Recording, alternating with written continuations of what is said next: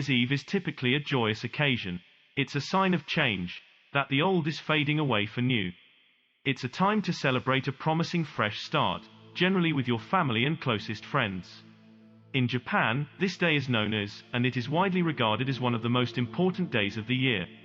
But at the turn of this past century, an event occurred that forever marred the holiday season. It occurred in the district of Tokyo known as Setagaya, and for close to 2 decades, what happened on this night has continued to completely stump investigators. The Miyazawa family were, by most standards, your typical Japanese family. Mikio Miyazawa, the 44-year-old patriarch of the family, worked for Interbrand, a London-based marketing firm. It's unclear what kind of work Mikio did for the business, but this was a large company with offices in over 20 countries, who had worked on large marketing campaigns for companies like Microsoft, Nissan, and many others. Fellow employees at Interbrand described Mikio as congenial. They claimed that he was the kind of guy that got on well with everyone, definitely not the sort of person to make enemies. Yasuko Miyazawa, the family's 41-year-old mother and wife, was very much the same. Seen as kind and compassionate by everyone, she was a teacher that spent a lot of her time with the couple's 2 children, 8-year-old Niina and 6-year-old Ray. Niina, the daughter, was in the 2nd grade, and was by all accounts a typical little girl. She was playful and she was fun. Ray, the youngest of the family, had been going through an issue lately. He had had a speech impairment, which had been causing the family a fair amount of stress. Mikio and Yasuko Miyazawa had moved into their Setagaya-based home in 1990.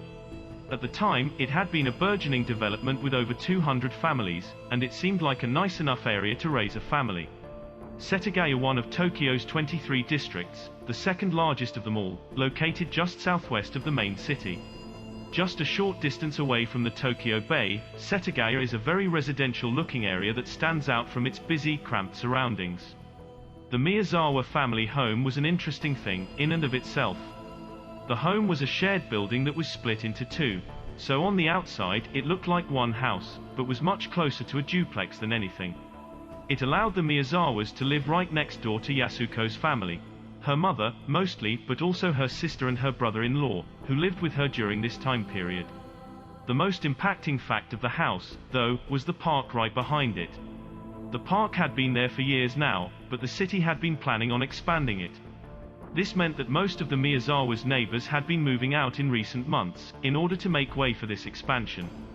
The community that had once contained over 200 families had now been narrowed just down to 4, the Miyazawas and their relatives living next door, and 2 other families that lived on their street.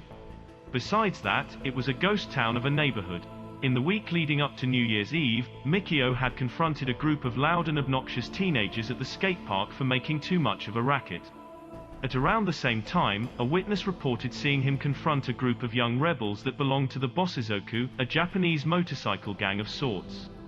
Due to the increased foot traffic of the park behind them, which the city was planning on expanding further, the Miyazawas were one of the last families to make plans on moving. It was December of 2000, and in just a few months, they would be moving to another house in the area. So all they needed to do was rough out the skate park hooligans for a few months, and then they wouldn't have to worry about it ever again. Unfortunately, they would never get that chance. The week before New Year's Eve would be known for some other unusual experiences for the Miyazawa family, besides the encounters with hooligans that Mikio had to deal with. Apparently in the summer months, the community had started to notice some of the area's animals being physically tormented. There are rumors that rodents had been found, having been killed, and even the local cats, mostly strays, had been tortured. One eyewitness recalls seeing a stray that they were friendly with suddenly appear without a tail one day. Unfortunately, the language barrier prevents me from investigating these rumors more closely, but I felt that they were noteworthy to add. On December 25th, Christmas Day, Yasuko mentioned to her father-in-law that a strange car had been parking in front of their house. This has happened on not just one occasion, but several, despite the fact that there was other parking nearby, which wouldn't require the person to jump over a fence to get into the park. 2 days later, on the 27th, a man estimated to be in his 40s was seen walking around the Miyazawa family home by an eyewitness. A seemingly innocent thing, as the park nearby ensures that people would be in the area for a variety of reasons, but in retrospect looks suspicious. On December 29th, just days before the dawn of the new century, a man was spotted in the nearby Seijogakuenmai station, which is just a few miles away from where the Miyazawa family was living. This man was wearing a skater type of outfit, which an eyewitness recalled as being odd due to the weather. They thought that this man, who was wearing a backpack, looked very underdressed. It was on this day, the 29th, that police believe a man matching this rough description purchased a sashimi knife from that same shopping area. It was the only one purchased at this supermarket on this day, so it was relatively easy to trace. On December 30th, a man matching the same description was spotted near Setagaya station, roughly a mile away from where the Miyazawas lived. This unsub was stated to be in the age range of 35 to 40 years old, and appeared to be getting closer and closer to the Miyazawa family home in Setagaya. Unbeknownst to them, Saturday, December 30th would be the last day for the entire Miyazawa family. They went about their daily business, preparing for the pending holiday. There was a festive cheer in the air, due to the upcoming new year, which brought with it the fresh start of a new century. Sometime in the early evening, at around 6 p.m., the family apparently went shopping. We can't be sure whether all four of the family members went, but an eyewitness recalled seeing them at a nearby shopping center at around that time. A neighbor, who drove by their house that evening, recalled seeing the family car missing at around 6:30 p.m., leading to this story's credence. Time. A neighbor, who drove by their house that evening, recalled seeing the family car missing at around 6:30 p.m., leading to this story's credence. At around 7 o'clock that night, Yasuko called next door to her mother. The families often used the phone to speak to one another, viewing themselves as neighbors. The conversation itself was likely something mundane, and most possibly was Yasuko asking her mother if she wanted to visit with her granddaughter. This is corroborated by Niina going next door to watch a recorded TV program until 9:30 p.m. or so. Up until this point in the night, everything was just relatively normal for the Miyazawa family. The last recorded activity we have of the Miyazawa family is an accessed email, which was read at around 10:38 that evening. It was Mikio reading a work email, which was password protected, meaning he was likely personally responsible for opening it. This was the last moment we know that at least one member of the Miyazawa family was alive. And their home, normally quiet and tranquil, was about to become a house of horrors. At around 10 o'clock that evening, a witness walking along the park path behind the Miyazawa house heard what sounded like an argument taking place inside of the house. They didn't recall any loud physical noises, or any particularly earth-shattering screams, but they said it just sounded like a couple getting heated at one another. About an hour and a half later, a member of Yasuko's family next door would hear a loud banging sound come from the Miyazawa side of the building. They weren't sure of the exact time, but were able to estimate it later on based on the schedule of television programming at the time. This was around the same time that someone, an eyewitness or perhaps a neighbor, recalled seeing a man hurrying along the walking path that traveled next to the family's house. These were the only three signs that something was amiss that night in Setagaya. The terror that had been unleashed in the Miyazawa home wouldn't be discovered for hours. Within the close proximity of the Miyazawa house, a taxi driver was picking up 3 passengers. These 3 passengers, nameless, a mistake on the cabbie, in retrospect, were all middle-aged men, all of whom remained quiet throughout their journey. The taxi driver recalled this as being very odd for the time. It was well past midnight at this point, and these 3 men were being dropped off at a nearby station not too far away. One of the men apparently had a wound on him, and left a bloodstain on the backseat of the cab. The driver recalls this as being very odd, and I would have found it to be disgusting, so I can't blame him for remembering the details of that drive very succinctly. However, the driver would have no reason to panic until the details of what had happened that night became known throughout Tokyo. The next morning, on New Year's Eve, Yasuko's mother tried calling her daughter's family to make plans for later that afternoon. Surprisingly, her call wouldn't even go through, let alone ring. Unbeknownst to her, the phone lines in the Miyazawa family home had been cut, purposefully disconnected by someone hours beforehand. She traveled outside and walked over to the home containing her daughter, son-in-law, and 2 grandkids. She rang the doorbell, to no answer, and according to the police report she would file later, used her set of keys to let herself in. The house itself was silent, with no noise to make out. As Yasuko's mother entered the house, she would have undoubtedly known something was wrong. And she began to discover the truth in mere seconds, as she made her way into the family's house, only to be confronted by the body of Mikio Miyazawa at the bottom of the staircase. The 44-year-old father of the family had been stabbed multiple times, and was lying lifeless at the bottom of the staircase leading up to the second story. Yasuko's mother recalls going upstairs to the second story, to try and see what had happened to the rest of her family. Immediately at the top of the stairs, she would find the bodies of her daughter, Yasuko, and her granddaughter, Niina, both of whom had been brutally stabbed dozens of times, far surpassing the level of anguish that Mikio's body had received. Yasuko's mother recalls putting her hands on the bodies of her daughter and granddaughter, perhaps out of sorrow or maybe even hope, trying to see if there was a chance that either was still alive. Yasuko, her daughter, whom she had raised and been close with for over 40 years, and Niina, her granddaughter, whom she had been watching a television program with just 12 hours ago or so. Both of whom were now cold and lifeless, loved ones transformed into corpses by an unknown killer. In a nearby bedroom, Yasuko's mother would be confronted by the final tragedy, 6-year-old Rei, who had been battling through a speech impediment in an effort to please his parents, who was still in bed. He had been strangled to death, leading investigators to think that he had been the first member of the family killed. Needless to say, Yasuko's mother, this now traumatized grandmother, would contact the police. But the things she had seen could never be unseen, and nothing would bring back the family she had just lost. Tokyo police responded to the incident in shock, just as horrified by the crime scene as Yasuko's mother had been. This was a case that would send shockwaves throughout the local area, and they knew it. An entire family being butchered, in the dead of night by an unknown assailant, is perhaps the scariest situation one can imagine finding themselves in. At the scene, police began to look at the crime and piece together what had happened. Yasuko's mother, sister, and brother-in-law, who had all been next door when the crime occurred, recalled anything odd or suspicious that might have happened that night. The only thing that struck a bell for them was the loud thud that had occurred at around 11:30 that evening, the timing of which was corroborated by a TV schedule that placed the thud during a certain program airing. Police immediately suspected that the thud might have occurred when Mikio, the father, confronted the supposed killer. Due to the wounds on his body, they believed that he had scuffled with his family's attacker, and the loud thud that Yasuko's family had heard might have been him being thrown to the bottom of the stairs. The wounds that Mikio had sustained, multiple stabs, were mostly focused on his neck. They would quickly place together that the stab wounds had been made by a sashimi knife, which was left behind in the family's kitchen. This was the knife that had been purchased just a day beforehand at a local supermarket, and had been brought to the scene by the killer.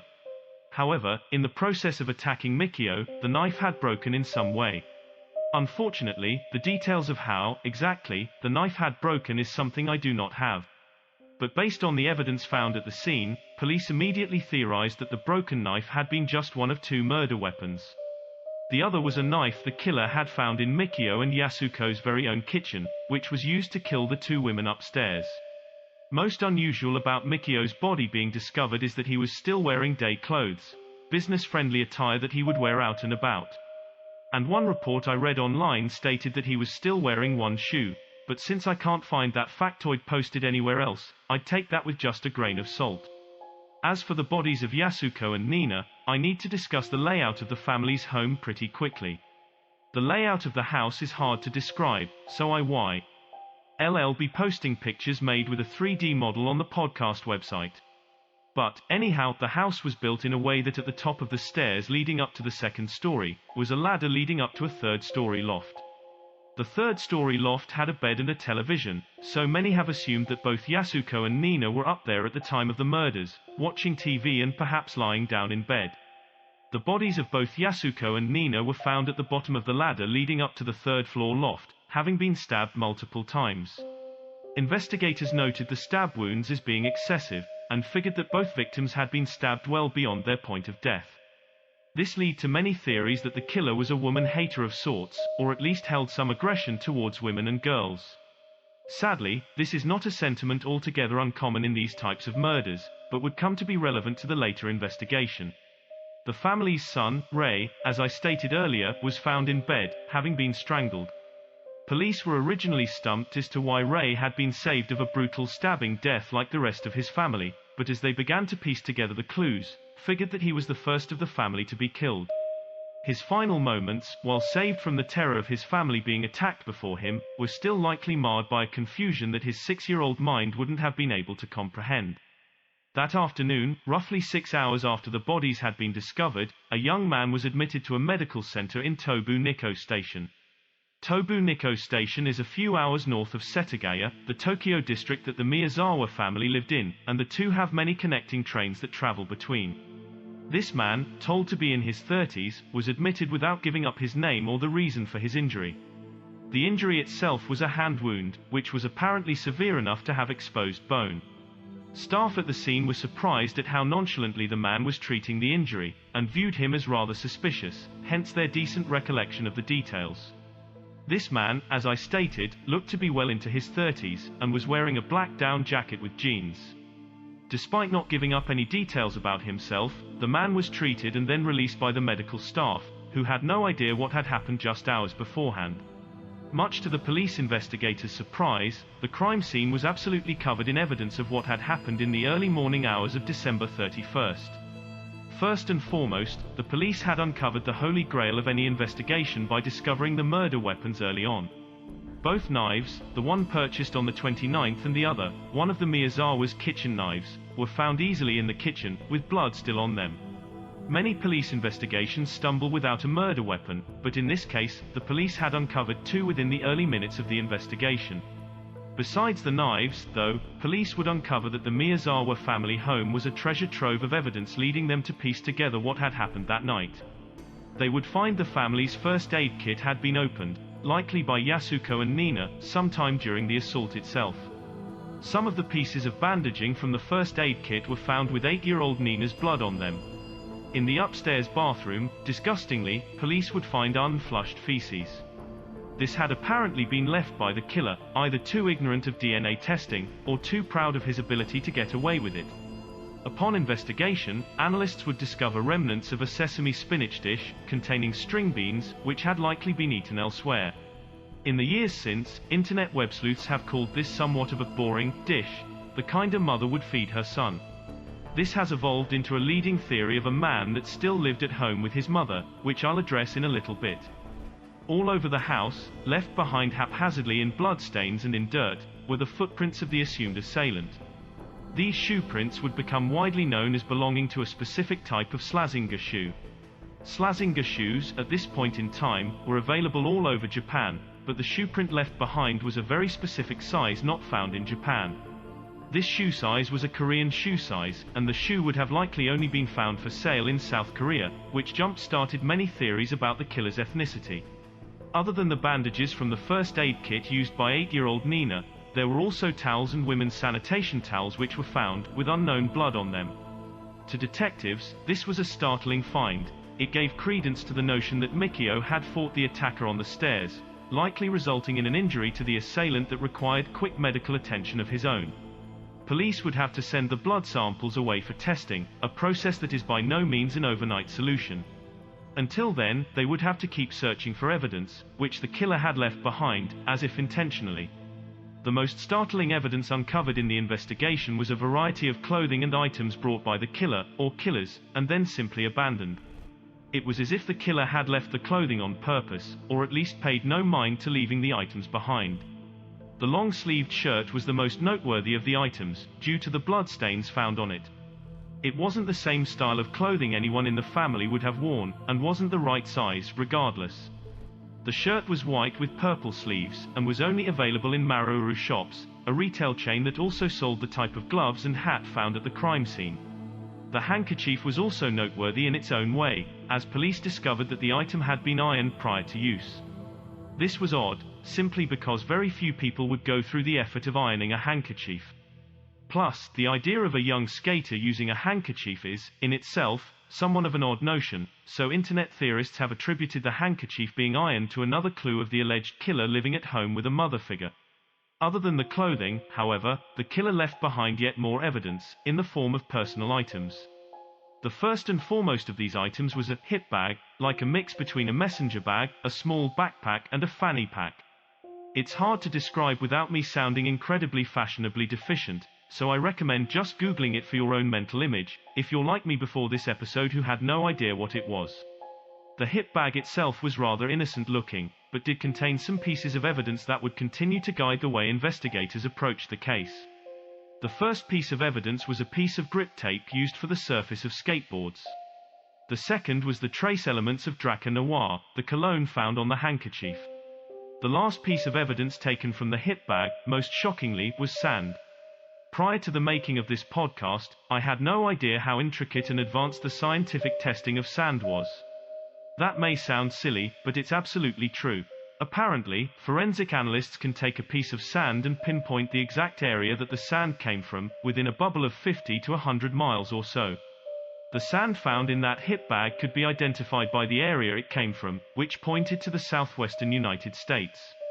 More specifically, the approximate area around Edwards Air Force Base, the military installation about 100 miles north of Los Angeles. This startling piece of evidence, potentially linking the killer to a military installation thousands of miles away, has been perhaps the biggest wrench in the entire investigation. Many have viewed this as a sign that the killer was perhaps an airman stationed in Tokyo, or a type of contractor that did business in multiple countries. Some have even tried to link this clue to the ironed handkerchief as being a sign of military bearing, as military service does preach ironing as part of its uniform conduct. Despite all of this evidence being present at the scene, police weren't anywhere near finished piecing the case together. There would still be more revelations to break in the case, and there wasn't even the sign of a solid suspect on the horizon. Days began to turn into weeks, and then the weeks morphed into months. Police took the evidence they had to the public, appealing for anyone with knowledge of the clothing to come forward. They were able to track down several items of clothing to the people that owned them, but almost every article left by the killer at the Miyazawa house was common. Thousands of each had been sold in Japan in the year or so prior to the murders, so tracking down every owner of the clothing was a fruitless endeavor. In early April, about 100 days after the murders, police found something interesting. Originally brought in as evidence, they had discovered a small Buddhist statue less than a mile away from the Miyazawa home. That statue was in the image of Jizo, a Buddhist deity that protects children in the afterlife. In Eastern Asian incarnations of Buddhism, Jizo is said to protect children in the afterlife who die before their parents, keeping them safe from demons as they ascend to the spirit world. Police originally brought this in as a piece of evidence, thinking that perhaps the killer had left it behind as a sign of guilt or remorse. Regardless of who placed it there, along a creek bed in the Setagaya province close to the family home, it remains a tragic reminder of the crimes committed to the Miyazawas. As police continued to work out the evidence and test the forensics against their burgeoning database, which back in 2000 was still relatively new to the crime-fighting world, they had detailed a series of events that led to the family being murdered. Police had discovered that the second-story bathroom window, accessible to the back of the house and located just above a fence separating the house from the park, was most likely how the killer had entered the house. This would be a pretty physical feat, and require at least some semblance of upper body strength for the killer to climb up into. After breaking into the house, they suspected that poor 6-year-old Ray had been the first to be targeted by the killer, who entered his bedroom and strangled him while he was still sleeping. From there, the series of events splinters somewhat, with detectives being less than positive about the killer's next steps. They presume that Mikio, downstairs working in the study on his computer, was distracted by some noise upstairs, and when he was walking up the stairs, he encountered the killer. There, a scuffle ensued, ending with Mikio hitting the bottom of the stairs, where he would be found hours later. If this series of events is to be believed, then Yasuko and Niina were the next to be approached by the killer, who attacked them, either upstairs in the third-floor loft, or at the foot of the ladder leading up to it. We do know that the first aid kit was utilized by Niina at some point, trying to bandage up some wounds of hers, so it is possible that the killer attacked them with his broken sashimi knife, discovered it was unusable, and he retreated to the kitchen to get another. It was during this pause that the pair of Yasuko and Niina tried to get some medical attention for her, believing the killer had run away for good, because why else wouldn't they have alerted the authorities immediately? Then, if this theory is what happened, the killer returned with his new weapon to finish off the family, killing the pair at the bottom of the ladder leading up to the loft. Now close to the family's kitchen, the killer then went into the kitchen to fetch his new murder weapon, then went back upstairs to finish off Yasuko and Niina, who had been trying to heal Nina's injury with bandages from the first aid kit. They were maybe heading up to the loft to try and hide from the killer, hoping that the ladder could be drawn up behind them. However, police would discover in their reenactment of the crime that the killer hadn't left after murdering the family of 4. He would end up staying in the family's home for hours. Evidence led police to the notion that the killer, instead of fleeing immediately after killing the Miyazawa family, had decided to stay in the house as an unwanted house guest. He hadn't even gone through the trouble of covering up the 4 family members' bodies, but decided to make himself comfortable for the evening. The killer of the Miyazawa family had helped himself to food from the family's fridge, namely ice cream. Police would eventually discover 4 ice cream wrappers, also referred to as popsicle wrappers in some of the sources, with the supposed killer's fingerprints on them. These fingerprints matched up with other fingerprints left all over the house, which didn't belong to any of the family members present. This unsub had also used the family's computer, which was located in the downstairs study. They discovered that the computer had been accessed in the early morning of December 31st, specifically at 1:18 a.m., an hour or two after the family was likely murdered. The unsub had visited a website previously bookmarked by Mikio, belonging to the Shiki Theatre Company. You see, Mikio had a history of working with theatre as it had been a passion of his, so one has to wonder if this was some kind of sick joke on behalf of the killer, or perhaps even the family was murdered hours after many believed him to be. However, at 1:18 in the morning, someone had visited that website and attempted to buy tickets for a show online, and the odds remain heavily stacked in favor of the killer doing so. The killer had apparently also logged on hours later, at approximately 10:05 in the morning, to browse the websites of Mikio's company, Interbrand, and the school that Yasuko taught at. Strangely, the killer only browsed websites the family had bookmarked, perhaps to try and relish being in the intimacy of their home. After using the computer for a grand total of 10 minutes, the killer had then unplugged the computer from the wall. Throughout the night, the killer had gathered an assortment of the family's ID and credit cards, which were all found sorted in the family's living room, nearby the sofa that the unsub had slept in. This was very odd, and many have theorized that this was an attempt by the killer, or killers, to try and guess the PIN codes needed to use the cards. Once he left the scene, he was unlikely to try and keep guessing and risk exposure, so he left them behind. After sleeping in the Miyazawa home for a few hours, police suspected that the killer had stolen some money from the family, approximately 150,000 yen. That's roughly the equivalent to over $1,000 in American currency.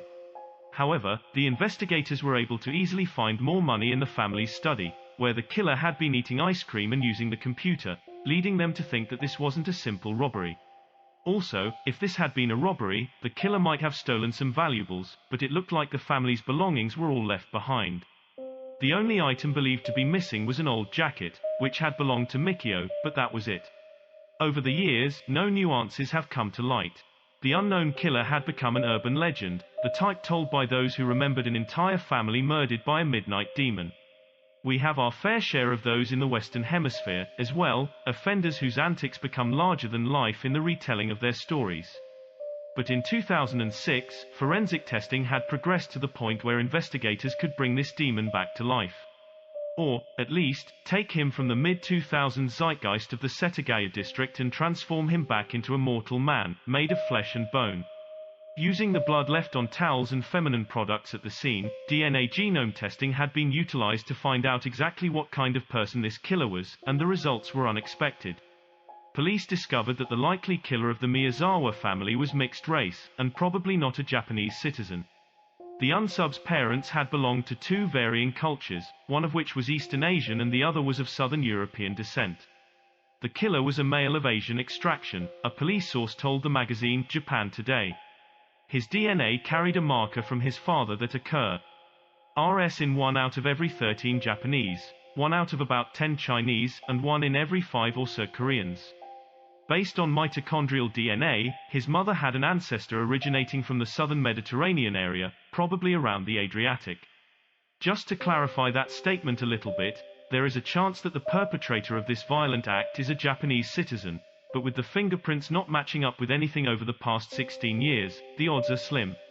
In the years after September 11th, countries around the world have made it a priority to obtain fingerprints for anybody entering their borders, to catch criminals such as this. The odds of someone committing this act and then not showing up on anyone's radar, or at least committing a similar crime, are very small. One of the major inconsistencies facing the investigation is the total number of killers. I have been approaching this episode with the presumption that it is just one, but rumors have long persisted that as many as 3 men were present at the Miyazawa house the night in question. These rumors began circulating when the news broke about the taxi driver, who picked up 3 suspicious gentlemen the night of the mass murder. I told you about one of those passengers leaving behind a bloodstain, which the early news reports point out as being an interesting piece of evidence by investigators. Those reports hint at the police trying to test that bloodstain with the evidence left behind at the scene, but in the years since, there has been no word on whether or not it matched up with anything.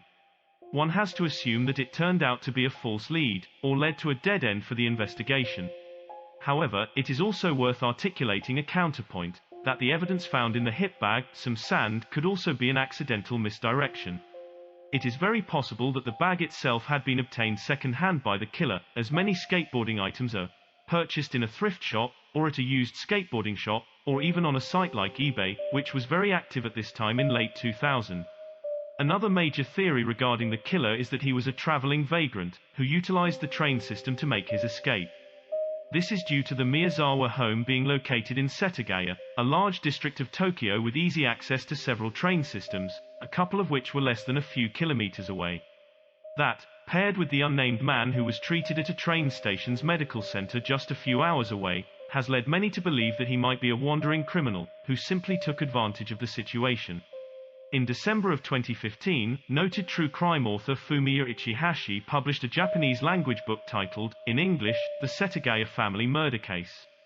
In this book, he details his alleged suspect, a man he calls R, who was a former member of the South Korean military. Ichihashi utilizes evidence found at the scene, including dirt left behind that he traced back to a Korean province which R lived in. Ichihashi also claims to have obtained the fingerprint the better part of 2 decades. The investigation to find the killer of the Miyazawa family is still unresolved.